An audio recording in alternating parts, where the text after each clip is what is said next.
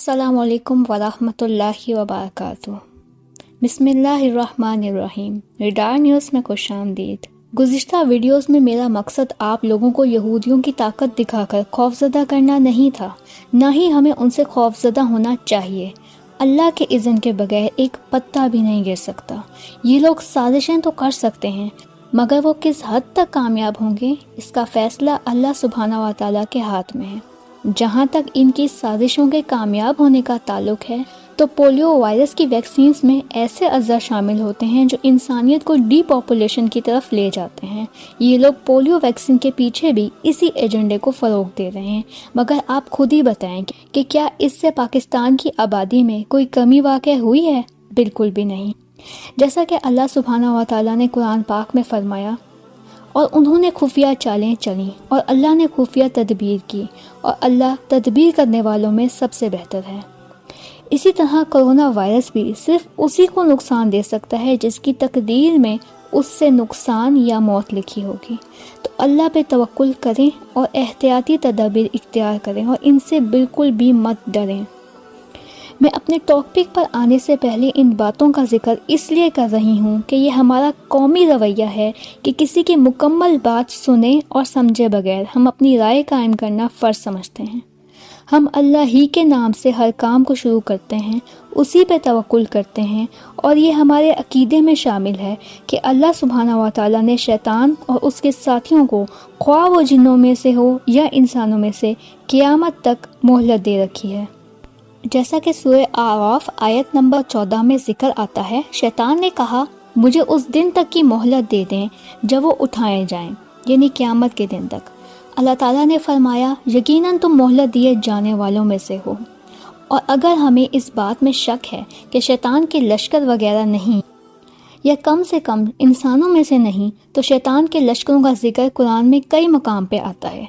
मगर मैं यहाँ उस सूरा का जिक्र करूँगी जो हम सबको हिफ्ज़ है, और वो है सूरह अन्नास, जिसको हम सुबह और शाम पढ़कर अल्लाह की पनाह में आते हैं।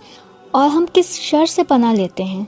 सूरह अन्नास आयत नंबर 4, 5 और 6 में हम पनाह लेते हैं बार बार वसवसा डालने वाले खन्नास के शर से, जो लोगों के दिलों में वसवसा डालता है, ख्वाह वो जिन्नों में से हों या इंसानों में से। तो शैतान के लश्करों का होना भी सच है और उनका हम तक रसाई पा जाना भी मुमकिन है। ये अल्लाह ने उनको ढील दे रखी है और वो इसी ढील का इस्तेमाल कर रहे हैं। तो बंदूकें इंसान को नहीं मारती, इंसान इंसान को मारता है। ख्वाह कोरोना वायरस की इजाद हो या एड्स पोलियो वायरस की, ये मखलूक तो अल्लाह ही की हैं, मगर इंसानों ने इसको बनाया और बतौर हथियार इस्तेमाल किया। मैं अगर मिसाल से बात समझाऊं तो बात समझने में आसान होगी। मैं अगर किसी को जहर दे के मार दूं और फिर कहूं कि मुझे सज़ा ना दो, जहर तो अल्लाह की मखलूक है, क्या मेरा ये उज़्र काबिल कबूल होगा? ये लोग कातिल ही हैं, और ख्वाह ये अल्लाह की पैदा करदा मखलूक को ही इस्तेमाल करके इंसानियत को कत्ले आम कर रहे हैं, ये कातिल ही हैं और इनको ऐसे हम नहीं छोड़ सकते। ज़िंदगी और मौत अल्लाह ही के हाथ में है और उसी रब ने कातिलों के बारे में कवानीन दिए हैं। कोई भी किसी के खिलाफ साजिश करके उसको कत्ल करके अल्लाह अल्लाह कहकर बच नहीं सकता, और ये लोग तो अल्लाह का नाम लेते भी नहीं हैं। जैसा कि सूरह मुल्क में अल्लाह ताला ने फरमाया कि अल्लाह ताला ने हमें ये ज़िंदगी टेस्ट के तौर पे दी है कि हम में से कौन आसान अमल करके आता है। अब ये ज़िंदगी आजमाइश है, तो इस आजमाइश में भी अल्लाह ताला ने हमें तन्हा नहीं छोड़ा। खालिक के कायनात ने कुरान पाक में हमें वाज़े तौर पे बता दिया कि शैतान का जोर किस पर चलेगा और किस पर नहीं। सूरह अन-नहल आयत नंबर 98, 99 और 100 में अल्लाह सुब्हाना व तआला फरमाते हैं, तो जब आप कुरान पढ़ें तो शैतान मरदूद से अल्लाह की पनाह मांगें। यकीनन उन लोगों पर उसका कोई जोर नहीं चलता जो ईमान लाए और जो अपने रब पे तवक्कुल करते हैं। बेशक उनका जोर तो सिर्फ उन्हीं पे चलता है जो उससे दोस्ती रखते हैं और जो उस यानी अल्लाह ताला के साथ शिर्क करने वाले हैं। तो हमारी निजात का रास्ता हमें इन आयत में बता दिया गया। तो हम ईमान भी लाएंगे, तवक्कुल भी करेंगे और रसूल अल्लाह सल्लल्लाहु अलैहि वसल्लम के फरामीन का इल्म हासिल करके तैयारी भी करेंगे। एक बात की वजाहत मैं यहीं पे कर देना चाहूँगी कि तवक्कुल का मतलब क्या है। तवक्कुल का मतलब हाथ पैर छोड़कर बैठ जाना बिल्कुल भी नहीं है।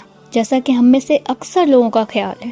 توکل کا مطلب یہ ہوتا ہے کہ ہم اسباب اختیار کر کے اللہ تعالیٰ سے امید باندھ لیں، اور اس کی پریکٹیکل اگزامپل اصحاب کہف ہیں، جو ایمان بھی لے کر آئے، توکل بھی کیا، دعا بھی کی، مگر وہ غار کی جانب بڑھ گئے۔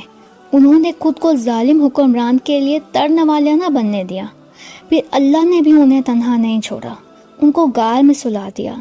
ہم میں اور اصحاب کہف میں فرق صرف اتنا ہے کہ ہم نے سونا نہیں ہے، ان کا معجزہ سونا تھا، اور ہمارا معجزہ اور ہماری پروٹیکشن قرآن ہے۔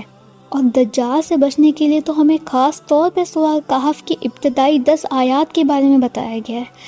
جیسا کہ میں اپنی پچھلی ویڈیو میں بتا چکی ہوں کہ رسول اللہ صلی اللہ علیہ وسلم نے ہمیں منع فرمایا ہے کہ جب خبر ملے کہ دجال کسی جگہ پہ ظاہر ہو گیا ہے تو ہم نے وہاں نہیں جانا۔ لیکن احادیث میں یہ ذکر بھی آتا ہے کہ اگر وہ خود تمہارے سامنے آ جائے تو سورہ کہف کی ابتدائی 10 آیات پڑھ لینا، کیونکہ اس کے پڑھ لینے سے دجال کا کوئی بھی زور ہم پہ نہیں چل سکے گا۔ تو قرآن ہماری پروٹیکشن ہے، اس کا علم ہم نے حاصل خود بھی کرنا ہے اور دوسروں کو بھی دینا ہے۔